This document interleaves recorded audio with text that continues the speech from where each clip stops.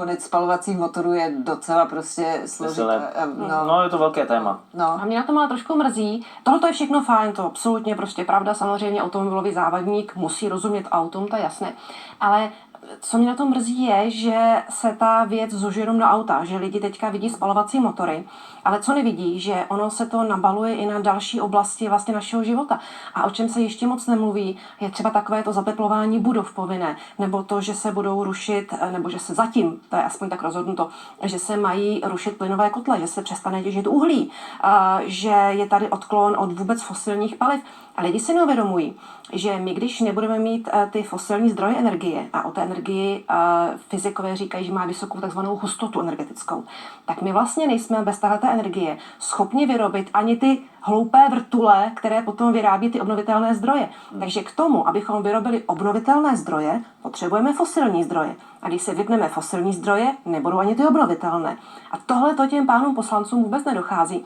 Takže zužovat ten problém v uvozovkách jenom na spalovací motory, to je věc hezká, to samozřejmě jako potřebujeme něčím jezdit, ale co už lidem dochází, že potom zdraží potraviny, že potom si doma nezatopí, že prostě nezaplatí složenky za úplně obyčejné teplo. Že budou muset zainvestovat do zateplení svých domů a tak dále.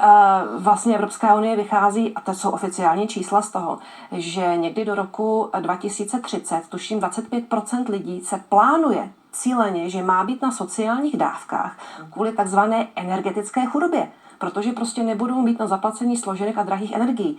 Prostě cílem je zdražení energií obecně. Nejenom vypnutí aut, ale prostě zdražení energií.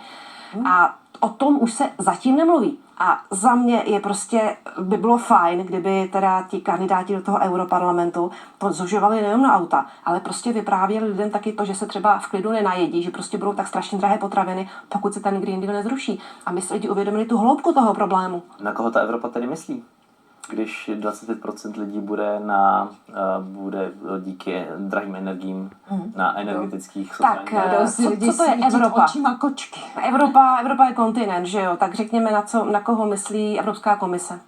Tak Evropská komise, ta myslí sama na sebe, na to, aby si ti politici udrželi moc, ale rozhodně nemyslí na Evropany, protože jejich cílem je v podstatě zachránit planetu pod záminkou nějaké změny klimatu, ale lidi jsou pro ně v podstatě škodná. Oni v podstatě to vidí tak, že lidé zabíjejí planetu a všechny vlastně režimy v minulosti se tvářily tak, že ta příroda to je to, co nás chce sežrát, tygr nás chce prostě sníst a plevel chce zahubit obilí na poli a my jsme ti, kdo musíme s tou přírodou bojovat o přežití. A teď najednou se to úplně obrátilo a my jsme vlastně lidstvo, ta škodná a ta hodná příroda musí být zachraňována, což úplně nebude fungovat. A hlavně to nebude fungovat bez průmyslu.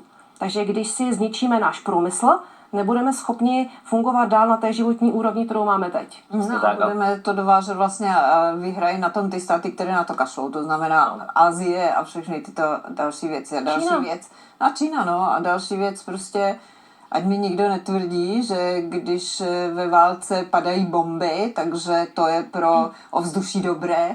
A mě by docela zajímalo, kdyby někdo jako propočítal, že co víc škodí. Jestli spalovací motory, anebo válka té naší planetě. Jo? Tak nejvíc škodí chudoba. Na to máme normální statistiky, můžeme si vytáhnout čísla z historie, že všechny chudé země byly neekologické. Úplně nejkrásnější příklad Německo. Po rozdělení západní Německo byl výkvět čisté přírody v rámci západní Evropy, zatímco východní Německo mělo v podstatě jedovaté řeky, které byly úplně bez života. Po sjednocení, kdy začalo východní Německo znovu bohatnout, tak zase začala jít nahoru jeho životní prostředí, skončily kyselé deště a tak dál. A tohle to by se dalo aplikovat na další země na světě. No v tom případě ale Green Deal vlastně trošičku postrádá smysl, protože Evropa je velice jako vyspělý kontinent. Ne trošičku, úplně postrádá smysl. No. Green Deal zničí životní prostředí, pokud bude aplikován, protože smyslem Green Dealu je schudnout, ale pokud schudneme, zničíme si životní prostředí. Takže celá ta pohádka o tom, jak Green Deal je o ekologii, je jenom záminka a zástěrka. Ve skutečnosti Green Deal je antiekologický, protože Green Deal znamená schudnutí a schudnutí znamená špatné životní prostředí. Znovu se teda ptám, proč si to ta Evropská unie, respektive eurokomisaři dělají, když jako přeci nechceme tady žít v Že chudobě. byli pod vlivem Grety a prostě takovýchto všelijakých vykřikovačů Myslíte zelených. si, že je to zase jako populistické? Ano, že se báli bojí, se, že... protože ta Greta svým způsobem, ti zelení svým způsobem měli velký úspěch u lidí, jo. A oni se tomu přizpůsobili a začali toto dělat, přitom je to nesmyslné, protože ovzduší je nad celou planetou. To znamená, i kdybychom my tady totálně vyčistili nad náma životní prostředí, Čína, tak nám Indie, tady přijdou ze všech ostatních stran. A co, my tady jako ohradíme, uděláme vesmírný jako koridor, nebo jako co? Helečte, a ideologie nepotřebuje důvody. To je jako ptát se, proč to dělal pro boha Stalin? Proč způsobil hladomor na Ukrajině? Inteligentní důvod nelze vymyslet. Je to prostě ideologie. A ideologie má úplně jiné než racionální důvody. Stejně tak Green Deal a stejně tak to, co se teď děje v Evropě, ať už ty všechny gendry a další věci, to je taky jenom ideologie. Ideologie nepotřebuje důvody, to je prostě otázka nějaké víry a hlavně strachu. Když jsou lidé vyděšení, tak jsou ovladatelní. A lidi jsou vyděšení, že se mění klima a že se tady upečeme a nevím co všechno. No, ve skutečnosti jediná možnost, jak přežít jakékoliv změny, je adaptace. Vždyť během posledních několika milionů let 99 živočišných druhů vymřelo. Během 4 velkých vymírání na planetě. My jsme tady měli jedovaté ovzduší, jedovaté oceány, byly tady ohromné slejváky. Jenom 1% živočišných druhů přežilo. A to bylo to procento, které se dokázalo adaptovat. Takže lidstvo přežije ne pokud se pokusí zastavit klima, ale pokud se na něj zadaptuje.